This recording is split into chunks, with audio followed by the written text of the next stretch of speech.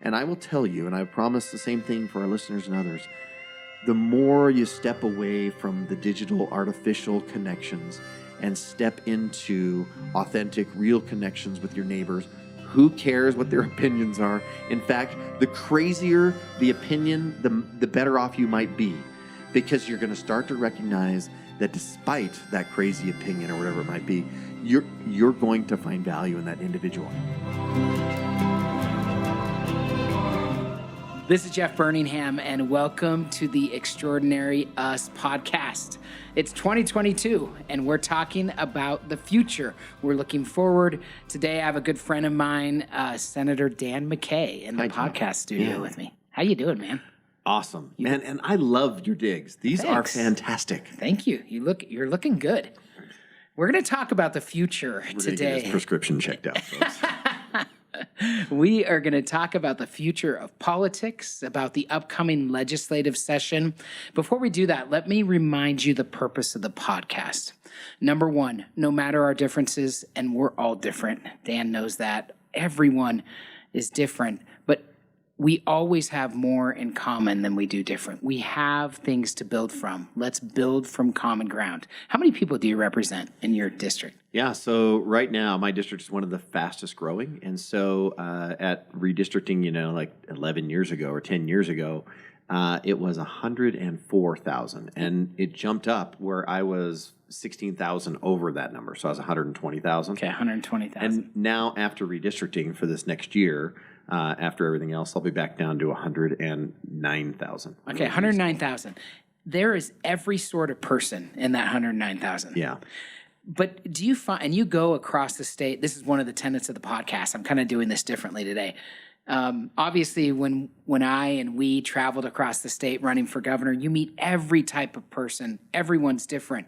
But don't you think we always have more to build from in common? How do you do that as a state senator, Dan? You have 109,000 people in your district, every type of person.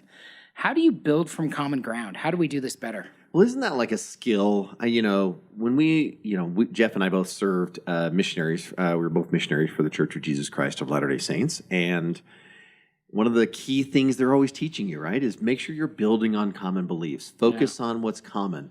And it's amazing when you travel around the state, Democrat, Republican, Independent, doesn't matter, right? Partisan. The one thing everybody can agree on is we love where we live. And I say this, it is universal. Nobody would trade it for somewhere else. Yeah.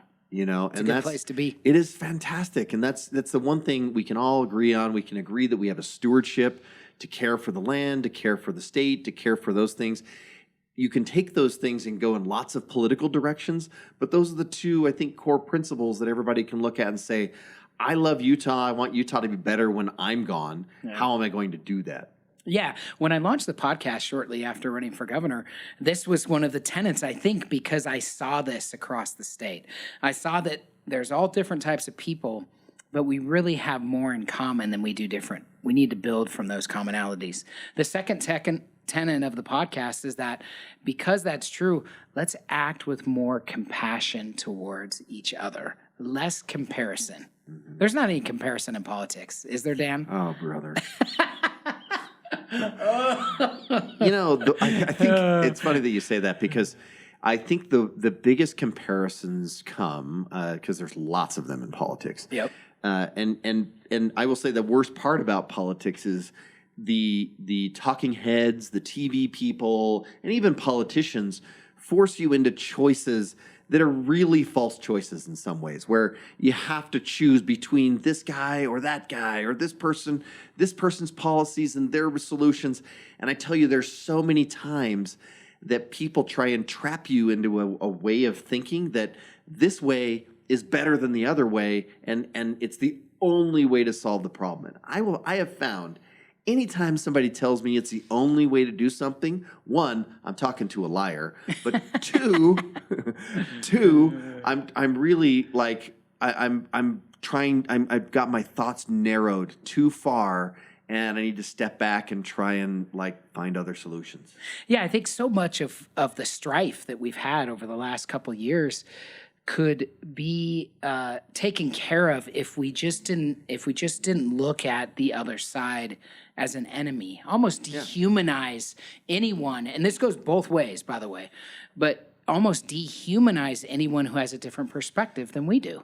Like if we just understood, look, we're all on this journey together. We are fellow travelers on this earth right now in 2022. We are all dealing with a lot, politically, technologically, obviously with the coronavirus and everything else.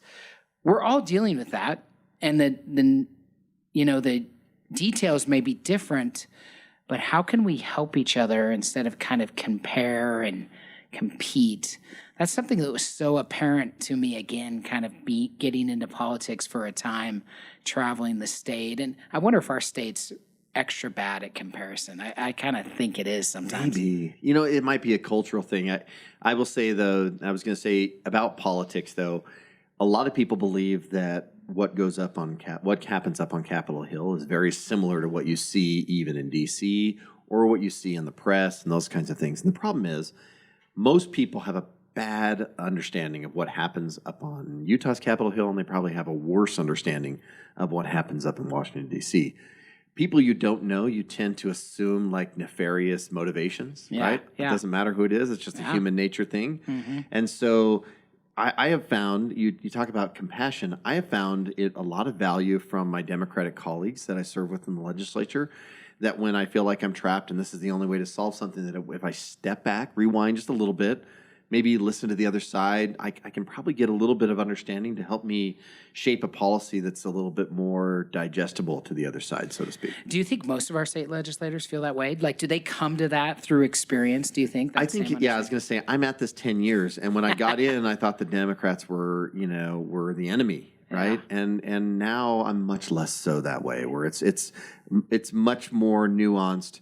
I recognize every 2 years, every 4 years for senators, there's an election and people have to be forced to make a binary choice. But once that's over and we got to get work done, there's a lot of consensus that goes on at Capitol Hill. And believe it or not, there's actually a lot of consensus. They pass a lot of bills in D.C. as well. Too many bills. Too many.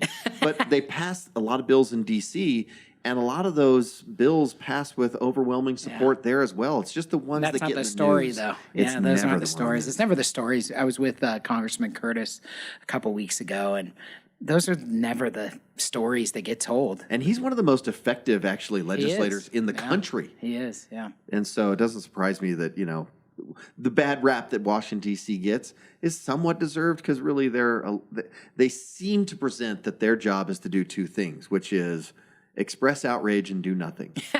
It's like their key objective. What about get on TV? And get on TV. Well, that's their just platform of expressing outrage, right? Exactly, that's true. That's cool. That's a combination of both, doing nothing and expressing outrage. So the third tenet of the podcast is to not act out of fear. Obviously, we've all made mistakes in the past. We don't need to let those drag us down. You and I lost a governor race together. Yeah. To Spencer and Deidre. So mistakes happen, bad things happen. You move forward. We're moving into an unknown future. Yeah. And I don't know how you feel. We're about the same age, in our mid-40s. I feel like never in my life has the future been more uncertain. Like everything feels a little weird. So let's make decisions in faith. Let's go forward and try to help us have the best future possible for as many people as possible. Those are the tenets of the podcast, Dan. And this comes from the governorship. By the way, let me just say real quick. Yeah. So Dan Mccay is a dear friend. He was a state in the House for 7 years, and then a state senator for the last 3. Mm-hmm. He has a beautiful wife, Tawny, who's also in politics. Yes, she's a city councilwoman in Riverton. In Riverton, where they live. She also ran for state treasurer, which we could talk about last year. Yeah. I guess 2021. Yeah. He has 6 kids. Mm-hmm. He's a great family man. And he was crazy enough and awesome enough when I was running for governor. COVID occurred in the critical months. I had not chosen lieutenant governor. Mm-hmm. And Dan came, we stood up together, and Dan was my lieutenant governor choice in the governor's race, which was an interesting experience. So that's our full circle kind of experience with Yeah. Dan's also an attorney, went to Utah State and does a lot in real estate. You don't practice law. Do you do your own legal docs though and stuff like that? I do every once in a while, but more and more I hire it. Just outsourcing Yeah. now. Okay. So anyways, so that's the background, people. You know what Here I we love go. about your tenants, right? Yeah. Finding common ground, Yeah. dealing more with compassion, and then being focused on, not acting in fear, Yeah. right? Those Yeah. three. And I can honestly say those are probably, if I was to walk away from the governor's campaign with my impression of Jeff Burningham, I think those are probably your three key motivations, like in life. Yeah. Would you say that? I think so. I think that's why I emphasize it in the podcast. Yeah, So probably true. Our listeners won't remember that. I won't know this, and you won't remember this because Yeah. I'm certain this is just you're the way you've always worked with things. We were on one of our first phone calls that I was kind of welcomed to during COVID was going on, Yeah. and we had all the campaign staff on the phone, and I remember we were talking about something. And a staff member was bringing up something that was kind of like a downer to the campaign, right? Mm-hmm. And I remember you were listening, and then you said, guys, is this moving us forward? Is this helping us? It feels like we're acting like in fear. This does not feel like us. Yeah. Let's not go down this road. And literally, the conversation ended, and I'm still, because when I'm new in a room or anything else, I like to listen and try and figure out dynamics.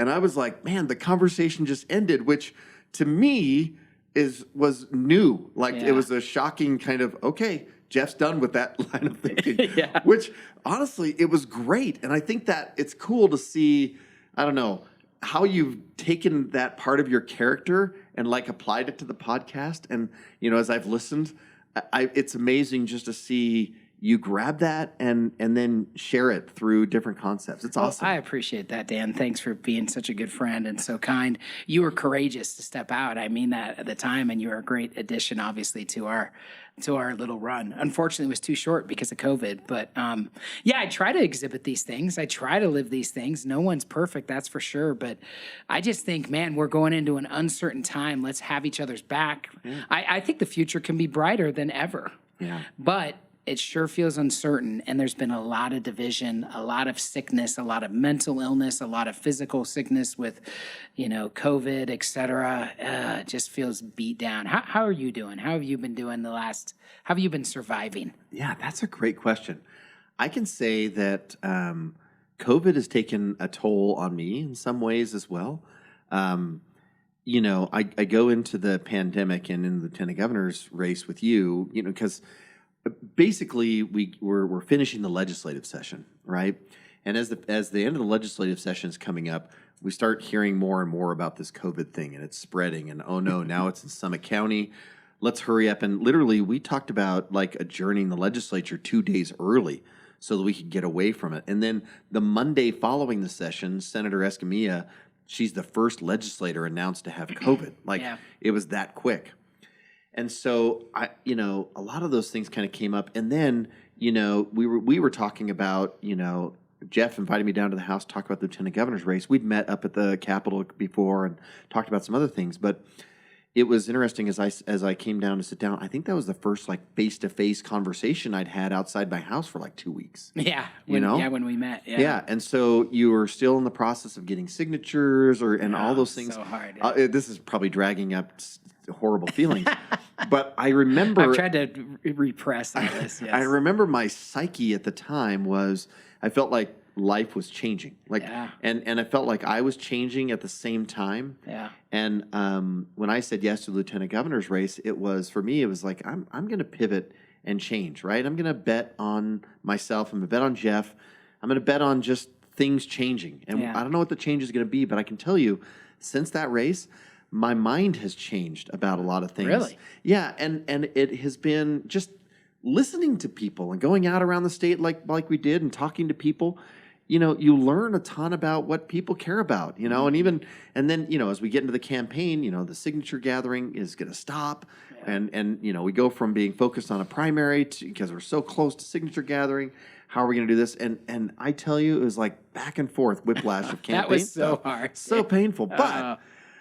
But what I can I haven't say, thought a ton about that. I I think that know. is. I think I'll bring that up like in a decade and try to like process it again. Probably shed a few more tears. we should bring in a psychotherapist really to help us dissect. But our the truth feelings. is, too, I feel like when I look at it as a whole, I feel like I grew as well. I'm excited about kind of the springboard forward, just in my personal kind of thoughts and growth, like you're saying. yeah. It's all good, you know? Yeah. And I guess that's the thing is whenever you step out and take a risk, whether in entrepreneurship, we're both entrepreneurs, or in, politics, whatever it may be, the one thing you know is that you're going to learn. Yeah.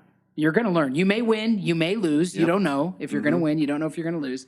No outcomes are assured. But what you do know is that you're going to learn. Yeah. And if you can apply that in positive ways, hopefully it can be a springboard or a slingshot in your life personally to just help you be a more well-rounded, better person. Yeah, and since the campaign, it's really proven to be that that's true, right? I've heard, I'm more, I guess, attached to the political class, I guess, in the state. But I've heard from a number of people like, oh, man, it's really too bad you and Jeff didn't win. I thought you guys were great. And in some ways, it really changed my perception of me a little bit because I always viewed myself in politics. I'm this, I was an unknown when I ran for election the first time.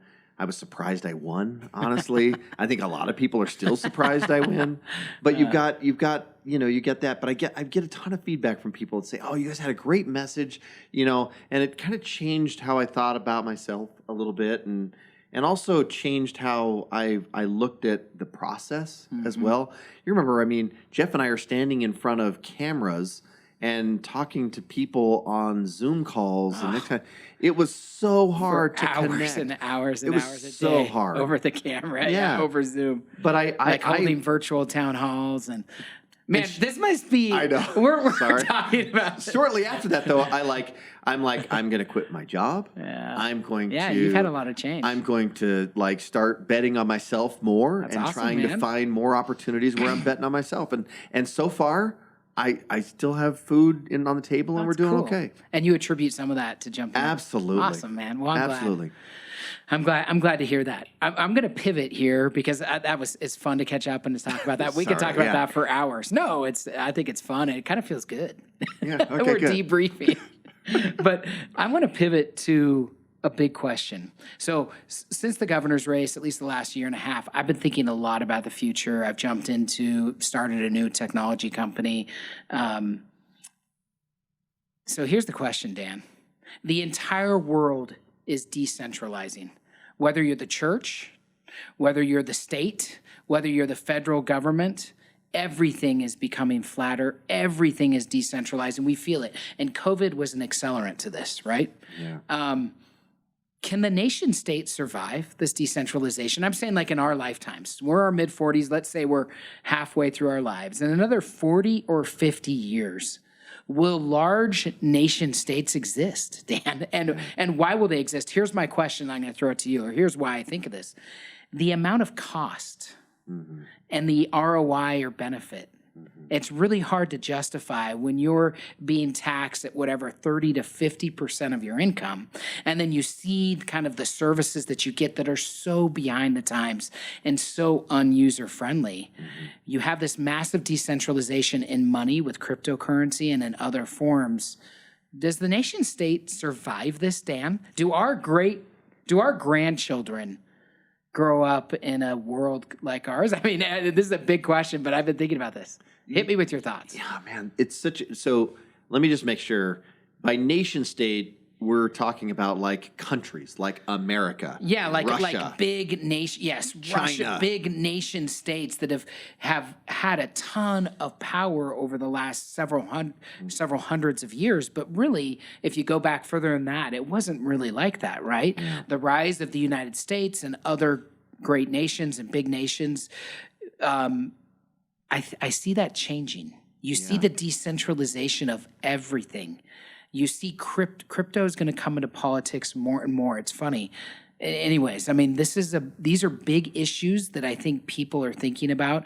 And I'm curious. Well, and people are looking at the price of what that 30 to 50% are giving them, and they're saying, am I getting the ROI on this? Yes, exactly. And I can say, the trend is for everything to be disrupted, right? Yeah. And so your question is are countries themselves and how I think is countries that are going to ready be for disrupted, disruption? Dan. Do you Yeah. agree or not? Have you thought about this? Yeah, I thought a little bit about this. I don't know if I'm necessarily as far down the line as it will be, because as they'll be disrupted. Because the one thing that is proven to be true, at least as you look back over history, is that the power, as power grows, and power now is more information. It used to be Yeah. land, Yeah. right? Yeah. Now it's becoming more and more information. Yeah. And as information, is being wrapped up into smaller groups of people who have that information, you have to wonder, like, how satisfied are they going to be to continue to be,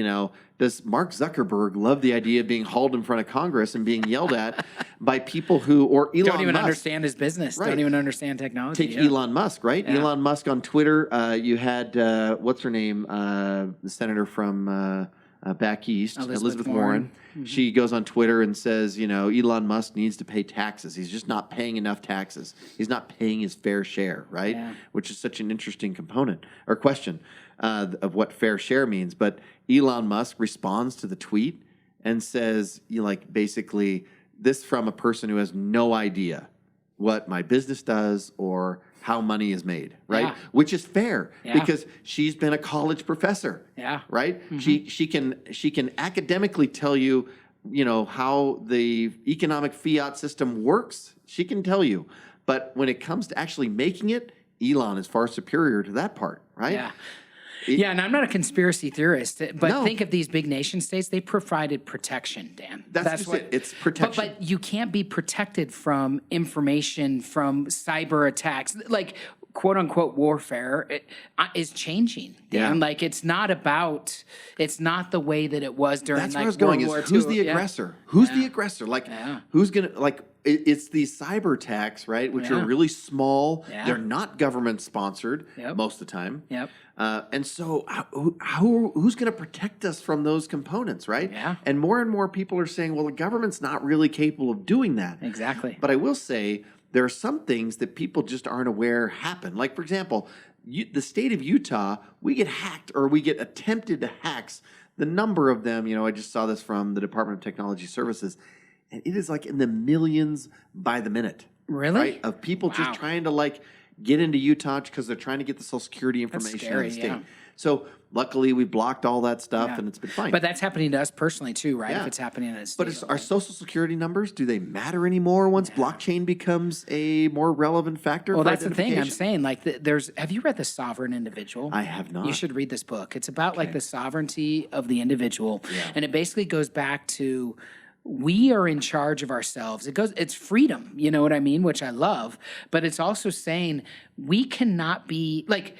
One of the things that is going in Web3, which is coming, that we've been living in Web2, where Facebook and all these social media outlets own a lot of our information. Mm-hmm. We will be taking that information back, Dan. You will Yeah. be, your family will be, I will be. I'm saying over the next decade. Yeah. So there'll be a lot, because of privacy concerns, right? Yeah.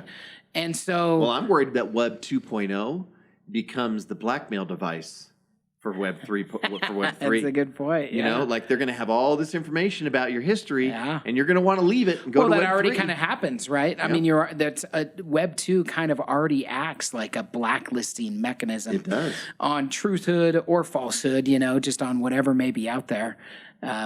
So it's interesting to consider the sovereign individual. Take a look at that. Yeah, I'm adding it to I my think that reading our list. entire world is changing. I think that COVID accelerated a bunch of things. One of the things, obviously, it changed in politics, and this is kind of my second big question for you, is there has never been so much money in our system before.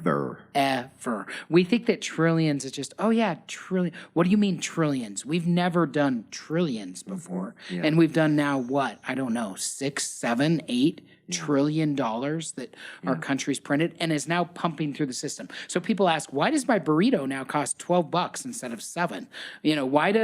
Why can't I get lumber for a house? Why can't I? Well, there's so much money in the system. Meanwhile, why are the value of assets skyrocketing? Because there's so much demand and money that's been pumped into the system, thanks to our federal government. How is the state of Utah handling that, Dan? What are your thoughts, maybe generally as an individual? And then but it's true for the state too, right? Like we have excess funds. What are we going to do with those funds? Talk to me about that. A road project that we bid out 2 years ago at $75 million, okay, to build a road project up in Salt Lake County. Yeah. We finally got all the final bidding back and had to, we had preliminary bidding, and now we're back for final numbers. Just got the final bidding back, $120 million. Yep. Okay, so we're looking at 50% increase. Yeah, 50% increase. And so everybody's like, well, how are we going to shore this up? Well, we're looking at record revenues, and we're trying to, we can bridge it those ways, fortunately. But we've seen, the income tax that we're generating is more than we've ever had it before.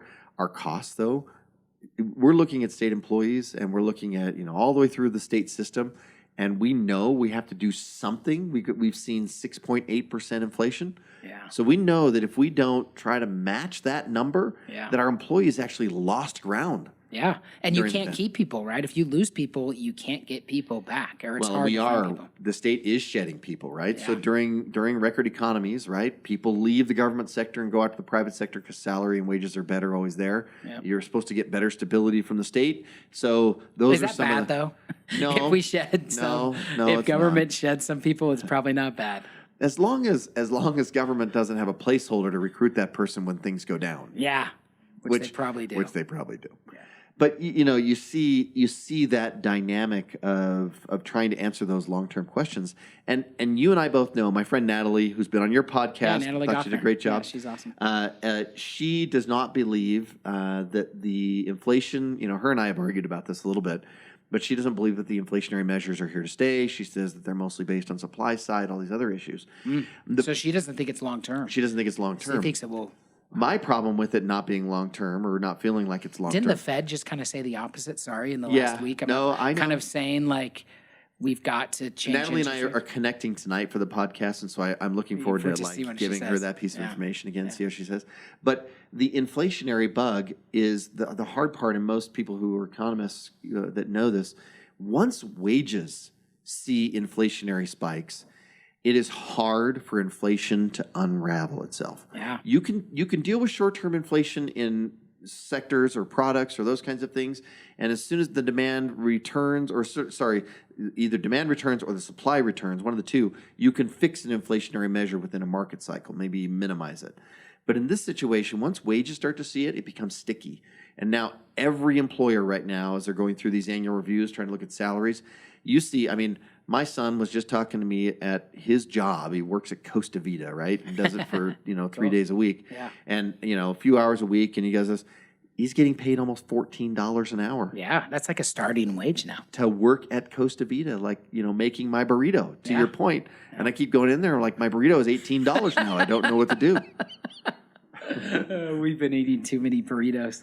But the amount of money... Just because you can hear the chair groaning over here from me sitting on it, whatever. It's not fair. How does...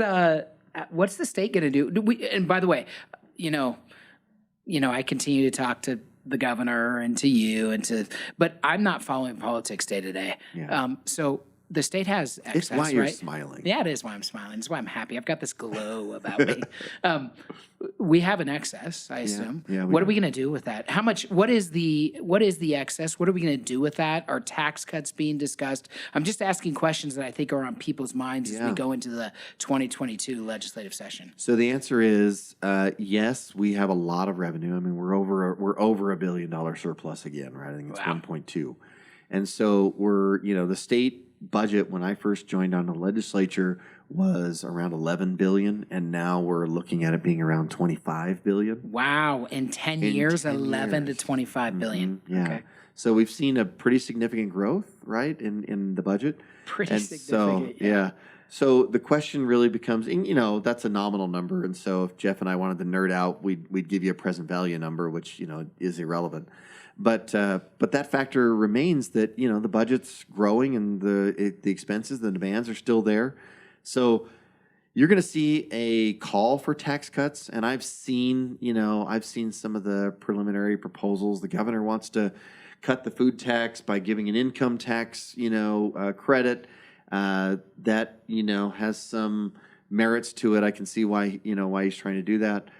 You got the same, you see Senator Vickers and I both have income tax cuts, which would cut you have both the personal and the corporate income tax rate. Senator Vickers, I think, is a modest 0.05% cut, and mine is a much bigger cut. It's a 0.35 cut. So it's a little bit different. I love how you go big. Yeah, well, it's anchoring, right? In negotiation, you have to anchor. But So 0.35, I mean, that goes from, 4.95, is that what we're at right now? 4.95 to 4.6. To 4.6. So, yeah. Yeah, so It's meaningful, but it's not huge. but 350 basis points, and Yeah. everybody's saying, hey, that's, that's more than $600 million. Yeah. So everybody's saying, well, wait, how are we going to spend the money if you give it back to people? And that's where the philosophy differs a little bit up on Capitol Hill. Have you guys heard of Under Your Bed? I bet you have by now. If you're listening to the Extraordinary Us podcast, I bet you've searched for it maybe and haven't been able to find it. It's true. Isn't that how life is sometimes? You just can't find what you're searching for. Constantly searching. Well, now you can. Now we've been found. Under Our Bed is finally out. It's really there, people. So type it in right now. Search it up. You're going to love it. Look for it live, subscribe, and tell your friends. Can't wait to have you there with Jeff and Sal. providing the comedy relief. Good night, Sal. Good night, Jeff. How's the state? We know that the economy is roaring. We know that entrepreneurs continue to do their thing, which is awesome. And by the way, I should give some, and that government kind of stays out of the entrepreneur's way. I'm speaking generally here in Utah, which is awesome. Yeah. Thank you for that. And that's something I've always applauded. I appreciate Spencer for. And how do you think Spencer and Deidre are doing, by the way? I think Our old friends and colleagues. Spencer was on the podcast a couple months ago. He just, man, during COVID, that being a governor is hard anytime. But during COVID, you kind of can't win being the governor. You're damned if you do. Anyways, it's a tough job. How do you think they're doing? one thing I didn't understand about being governor, or at least the one thing I didn't understand as much, is a friend of mine, for example. I'll tell this as anecdotally. A friend of mine, his wife is a nurse, and we can talk about stats, we can talk about COVID, we can talk about a lot of those things. And his, whenever I'm talking about COVID, I'm very factual, numbers based, statistics, those kinds of things. And he's very individual. He says, yeah, but you've never sat in the hospital, as my wife has, and told somebody, they're not going to live. And he's like, that's really hard to do. And I think I've been stats, numbers probably guy because for a lot of it, that's all that it's impacted me. I had COVID, lived to tell like most people do. Yep. But the governor, on the other hand, Governor Cox, in some ways, I feel like he has a nurse's perspective on things. Yeah. I don't know if that makes sense. Yeah. We're like He's caring for the individual. I think that's cool. Yeah. I think he connects with a death is a loss of a person, of a friend, of a family. He's very personal that way. I admire that outlook on COVID. But to your point, when you have that outlook, and I say this, my friend's wife, who's a nurse, and the governor, I think COVID has been really hard on them for that reason, because it's so personal. Yeah. Where they're at. Versus, I'm statistics and, Viewing it from kind of a macro state or nation perspective or whatever. Yeah, that makes sense. And I've lost a few people. I've known a few people that died as a result of COVID, right? Mm-hmm. And so I know COVID's real. It's a real thing, and people are dying. I mean, there may be some that still question that. That's a whole other issue. Yeah. But that said, let's not talk. Let's not talk about that. Let's not go down that rabbit hole. Yeah, go there. But I think to the original question, I think the governor is doing as well as can be expected in a pandemic. Yeah, and it seems to, Deidre Henderson, the lieutenant governor, was a colleague of yours in the state senate before. Yeah. It seems like he's really elevated her as well, and she's kind of stepping up and doing a good job. I go back to, so I remember it's a true story, actually. Somebody asked a lieutenant governor once, I'll leave all the names out, asked the lieutenant governor, hey, what was, how are things going in the state and this kind of things? And the lieutenant governor's response to that person was, well, why don't you go ask the other guy in the other office, because he doesn't include me in the conversation, right? This is previous to this. This is a previous lieutenant governor. I'll just be that specific. But I changed that, and you look at how this seems to be a team. Yeah. And that's a very different, perspective. I can tell you, I don't know Spencer as intimately as I know Deidre. Deidre and I have been friends for a long time. But I do know that those two are very ethical people. Like they are truth tellers. They aren't liars. They aren't like trying to pull one over on anybody. It's amazing that they're this far into the administration and there really isn't like a scandal or not a thing that's like tarnished their reputation. It's just, how do we get past COVID? How do we get back to a state that's highlight the things that are working in the state, which is we have an unbelievable economy. We have an unbelievable growth pattern. And how are we going to deal with those issues? Because I think those are the issues that Governor Cox and Lieutenant Governor Henderson want to focus on and deal with. And everyone keeps dragging him and saying, well, why aren't we talking about COVID more? And it's like, yeah, it's tough. It is tough. So we're talking in early January. The session starts January 18th. What should we be looking forward to? And by the way, maybe I should just say before that, what is a session like, Dan? You said that like a lot of people don't know obviously what's going on in in the country, what it's like to be up at Capitol Hill, even here in Utah. What is a session like? I know a little bit, obviously, because I've hung out a lot up there when I was running for governor and around the Capitol. And by the way, it was eye-opening to me because I didn't really know. I'd been up to a couple sessions maybe to testify or to help someone, but I hadn't spent extended time. And then doing that was eye-opening and interesting. But what was most interesting about it?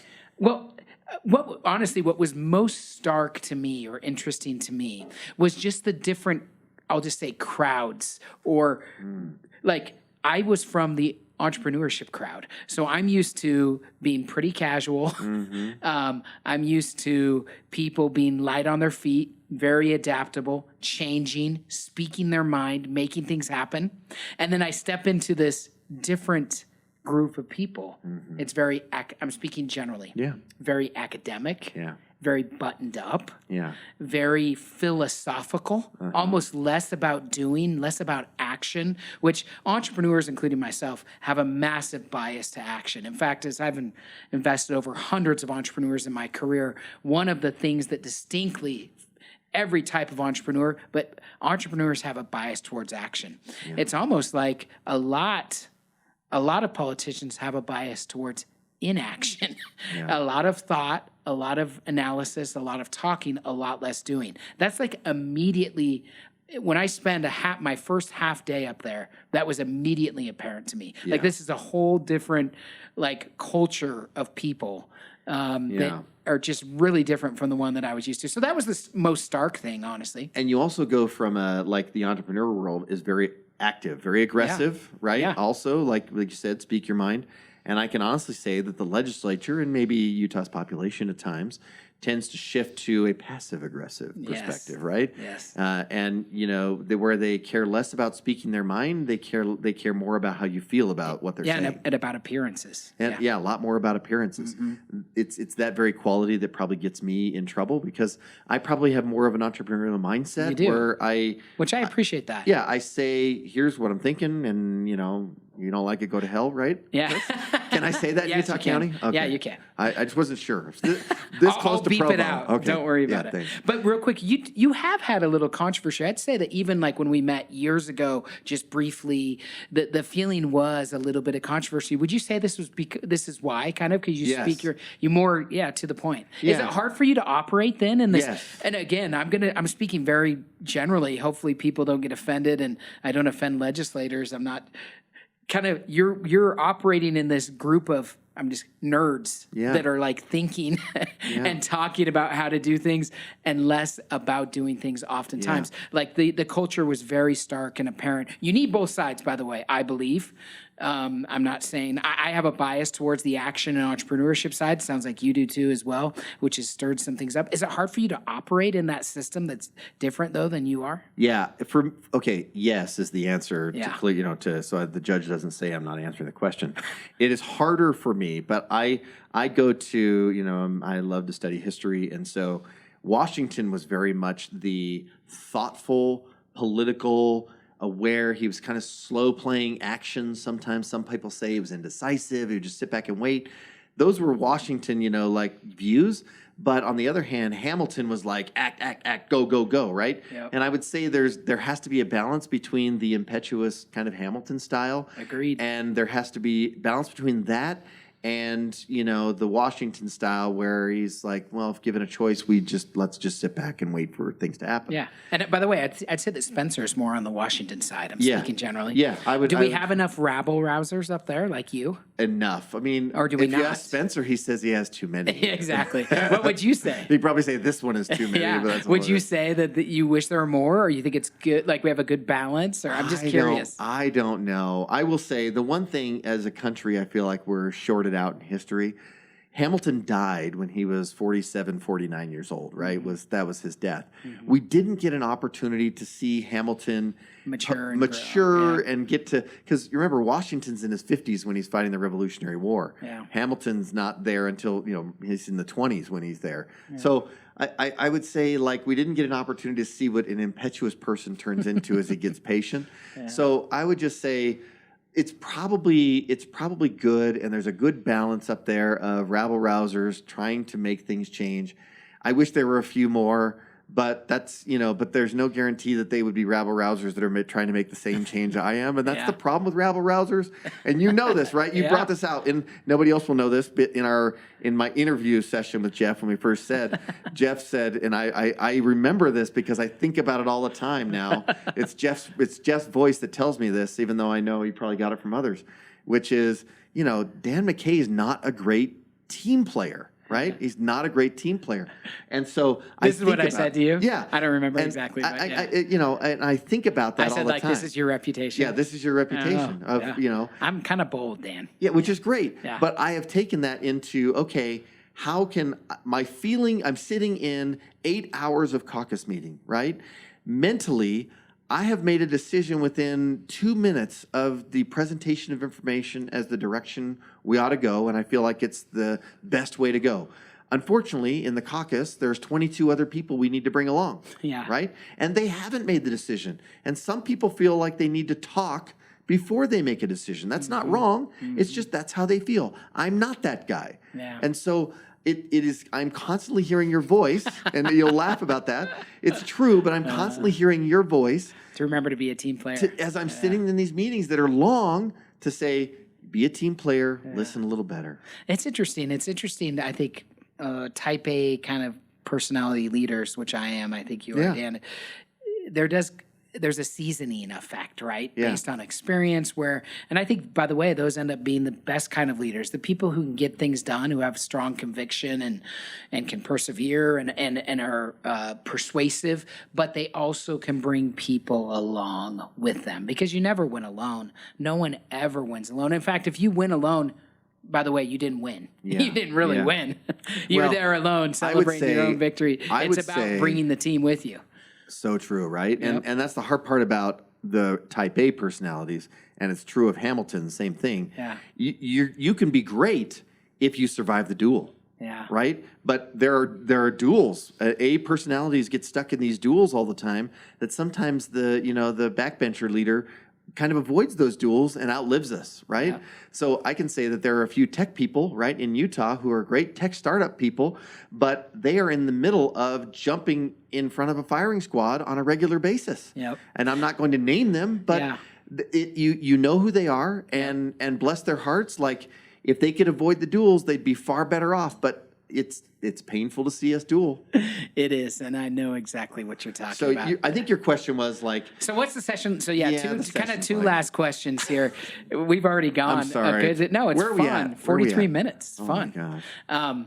What's the session like? Yeah. What's the session like? I told you what go ahead. Yeah, it's frenetic, and it's... Is it fun, exhilarating, boring? So I love it because for a guy with, adult ADHD, which I struggle with, it's great because there are a million decisions to make on a daily basis, right? Yeah. From, am I going to eat that muffin right there? There's a lot of food Right? consumed. There's food everywhere. Yep. Am I going to eat that muffin right there to what am I going to do about Medicaid? What am I going to do about covering this budget? Are we going to build that building? What about this road? What about these things?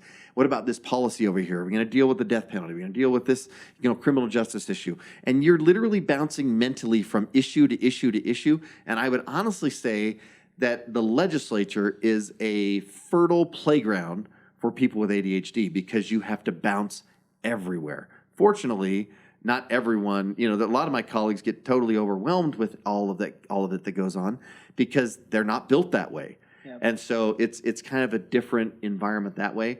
And you know this too, you watch all these legislators walk around, and it's funny the crowds that you talk about, right? The legislators are probably the most basic, regular people walking around there. Yeah. And I would say there's a lot of times that people walk away from a conversation with a legislator and say, what an idiot. That person would not, and the only reason I say that is because I'm an idiot when somebody comes and talks to me about a specific issue in healthcare. Yeah.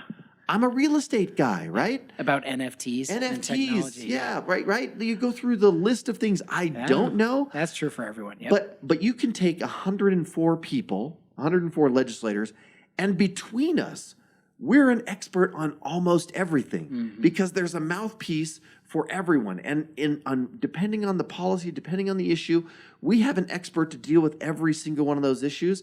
And it's really amazing. But when you talk to just one of us, you might walk away saying, boy, that's dumb, right? But that I think is an amazing part of it. And it shows you, I think, really the strength of a legislative body.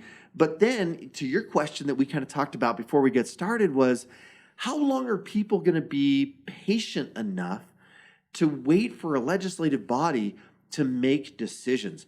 And it's actually one of my, if I looked at my top 10 risks to the country, one of my top 10 risks is that we decentralize so much that we try to empower every citizen to make every decision, right? Yeah. And in that process, we lose the ability to listen to experts. Yeah.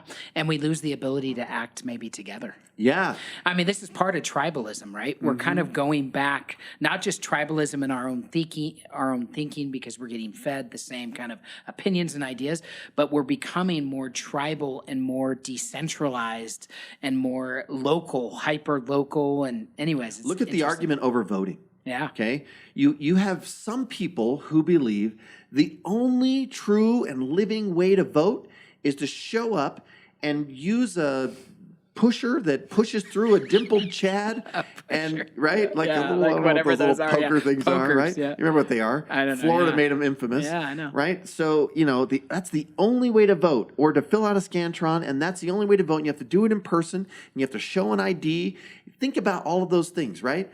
If for some reason a retailer online, if Amazon required that much effort to buy something from them, you would never buy anything online.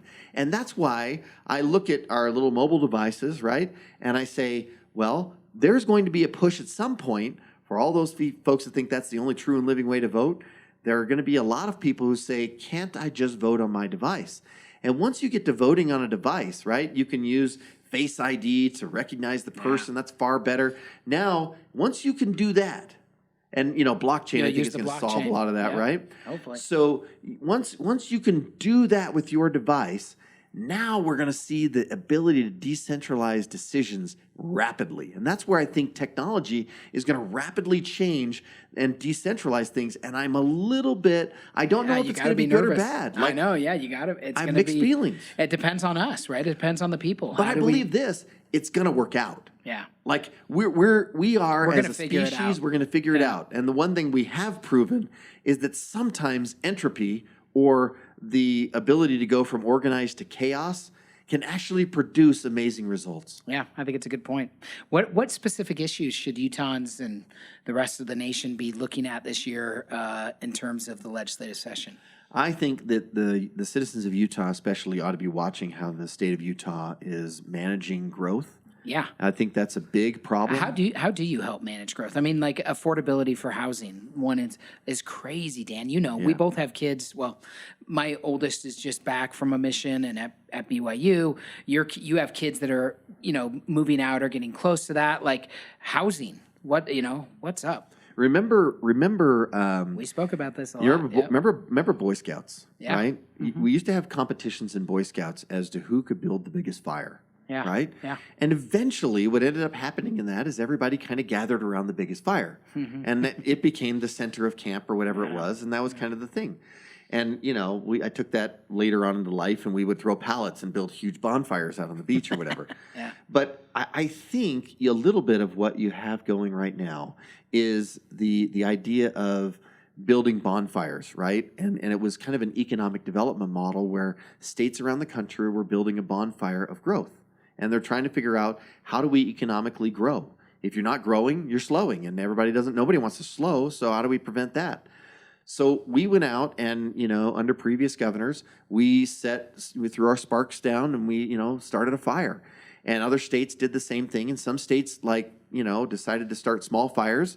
We started a big fire. And we set the whole freaking state on fire, Yeah, right? there we go. And now we have the opposite problem, right? Where we have so many people that have gathered around the fire that we literally don't have a place. We don't have sleeping bags for everybody in the scout camp, right? Yeah. And so those sleeping bags are really expensive. They're like Gucci. we're running out, sleeping bags. and we're running out of s'mores, and we And know, water. and rioting is coming soon, right? Yeah. Like at the scout camp, that was next. Yeah. And so, fortunately, Piggy grabbed the conch and slowed everybody down on Lord of the Flies. It worked out. But I'm convinced that we have overheated ourselves in a lot of ways, and we need to be, and we are doing this now under Governor Cox's administration. We are being more, I think, laser-like focused on the type of employers we want to attract and the deals we're willing to make from a tax perspective to make sure that they get here. That said, trying to slow the fire in a way that it doesn't burn out is also really hard. It is, yeah. And that is honestly, I think that growth perspective, it is a pain right now for sure.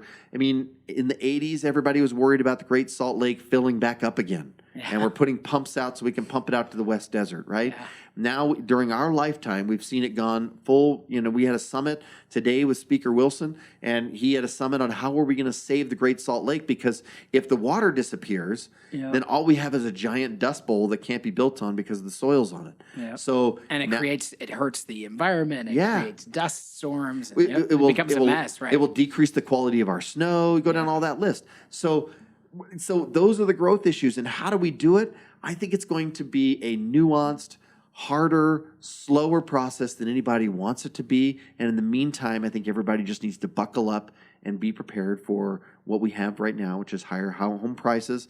And I think we will eventually catch up. I really do. We have the land. We have the know-how. I want my kids to live here in the state of Utah, right? Yep. I don't want them to go to South Dakota where there's plenty of room. Yep.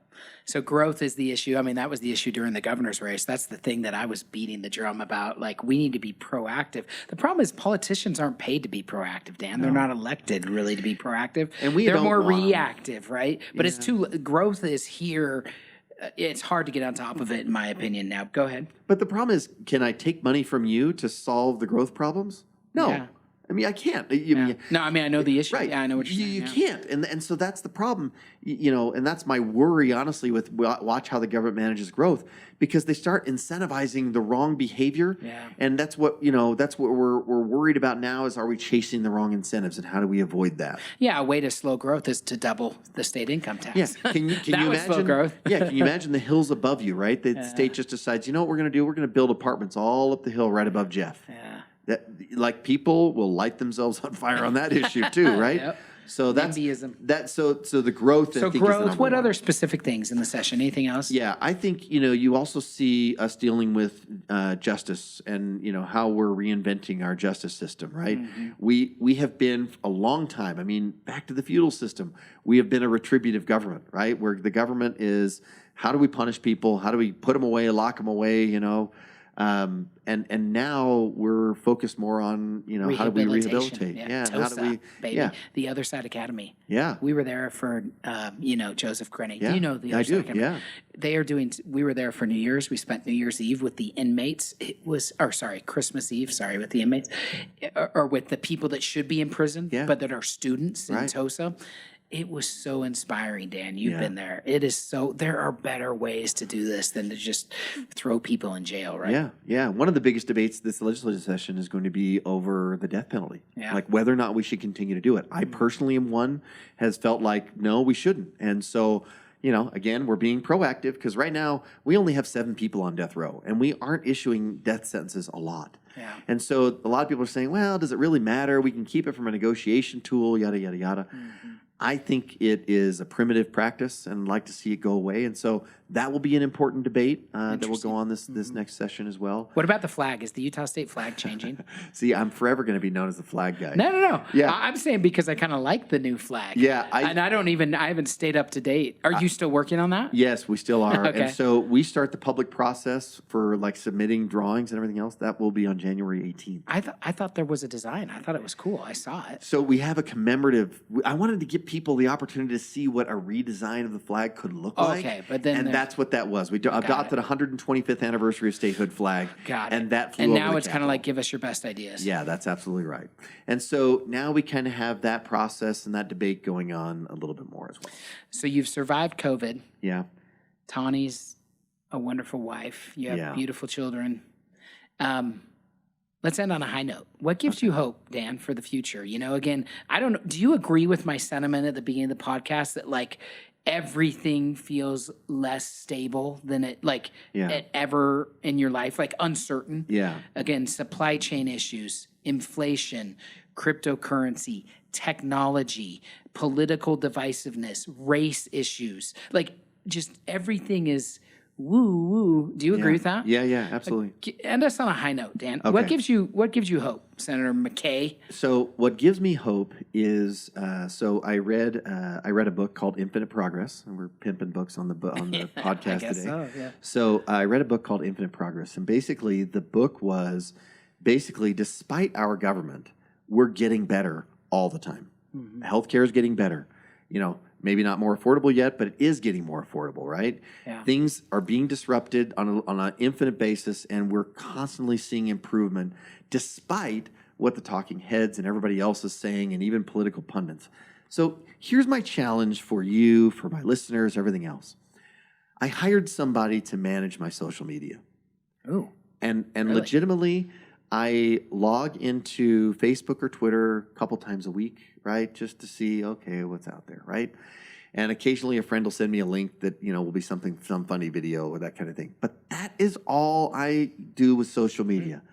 I am not, this is crazy, I'm not listening to the news. Yeah. I don't subscribe to the newspapers anymore. I have literally, and I tell you this is why it gives me great hope. The more we turn our backs on the artificial connections, Yeah. which are the fake, happy birthdays and all these other things that happen on social media, right? The fights that go on social media, all that stuff. The more I turn away from those things and focus on authentic relationships, right? I made The happier you are. Yeah, the happier better I you am. are. And one of my New Year's resolutions this year, Jeff, was to pick my 5 people that I'm going to purposefully spend time with every week, right? Outside of my family. That's cool. And I'm being more like sniper focused about who my connections are going to be with. And I will tell you, and I promise the same thing for our listeners and others, the more you step away from the digital artificial connections and step into authentic, real connections with your neighbors, who cares what their opinions are? In fact, the crazier the opinion, the better off you might be, because you're going to start to recognize that despite that crazy opinion or whatever it might be, you're going to find value in that individual. And that, my friend, I think is probably my greatest hope, is as I've unplugged and walked away from those social media platforms, I feel a better connection. I feel a better connection with my Senate colleagues. I feel a better connection with my family, a better connection with my friends, and who are actually my friends. And I love it. I love that. Thanks for being a good example for our state, Dan. Seriously, and thank you for your service. One thing I learned running for governor, it's not easy to be a legislator. I mean, I knew that, but it's not easy to be a governor. I mean, this is public service. It's called that for a reason. I appreciate your service. Thanks for giving us a preview of what's coming up in the Utah 2022 legislative session. You're welcome. It's good to be with you. Good to be with you. Always. Always. Senator Dan Mccay. What a character, what a good guy and friend. Whether you lean politically right or left or in the middle, again, I believe that we are all a lot more alike than we are different. Dan has a reputation for leaning pretty far right, which made me a little nervous, honestly, just because of the reputation or a little bit of the controversy of getting things done that has followed him. But look, I know Dan Mccay has a good heart. I know that he's a lot more centrist than you may think. I think he's a problem solver, and I appreciate that. I've been thinking so much about the future and the nation state. By the way, a nation state is a political unit where the state and nation are congruent. I'm reading this from Wikipedia. It's a more precise concept than country, since a country does not need to have a predominant ethnic group, which obviously we don't here per se in the United States. We are a melting pot. The future of the nation state is going to be interesting over the next coming decades. As decentralization occurs, as fiat currency loses some of its allure and power, as we continue to pay higher and higher taxes and wonder what the, quote, ROI is on that massive investment that we all make, it's going to be interesting to see how the nation state, how politicians change. I'm grateful for Dan. He was my lieutenant governor choice in 2020 as I ran for governor. It was a hard time. If you remember the uncertainty in March of 2020, that's what I was going through in my governor run. And that was the month that I asked Dan to join me after COVID had kind of struck, after it hit. He was courageous enough to step out. I was so happy to hear him say that was a blessing in his life, even though we did not win. And that it's kind of spurred him to continue to be entrepreneurial, to step out, to believe in himself. I'm excited for the future of the state of Utah. I always am interested when the legislative session is on. It starts January 18th this year. I hope that our legislators maybe do a little less this year, maybe legislate a little less. We always celebrate the amount of laws passed. I joked that when I was running for governor, I'd give an award for the legislator that passed the least amount of new legislation. Freedom to the people. That is where we're at. That's where we're going. I appreciate Senator Mccay, his family, and his friendship. And again, we'll never forget the commercial, the announcement that we shot of Dan being my lieutenant governor, where we were 6 feet apart. We were throwing the hand sanitizer around. Dan literally squeezes like an inordinate amount of hand sanitizer on his hand. He just keeps squeezing and squeezing for 20 seconds. It was hilarious. He's got a great personality. It's funny. I hope you enjoyed the legislative preview today on the Extraordinary Us podcast. We hope you've enjoyed this episode of the Us Podcast with Jeff Burningham. Please help us grow by leaving a rating and review and subscribing at your favorite podcast platform. Also, tell your friends and share on social media. See you again next week.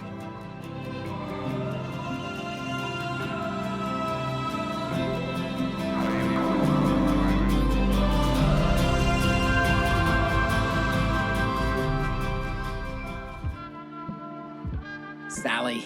Jeff. I heard you jumped out of a plane. Is that true? That's true. You can hear all about it on Under Our Bed. Sally skydiving in Dubai. It's hard to believe, but it's true. It is true. We have a podcast called Under Our Bed. We hope you'll check it out. Subscribe in 2022. We talk about important and funny things. Yes, like skydiving, like when someone you love dies. Yeah, Lots which was of sad. We cover We the cover gamut. life. Yeah. If you're interested about life, if you want to hear a couple talk about life, come join us, Jeff and Sal, Under Our Bed. You will love it, I guarantee. Love you, Sal. Love you too. Good night. Good night.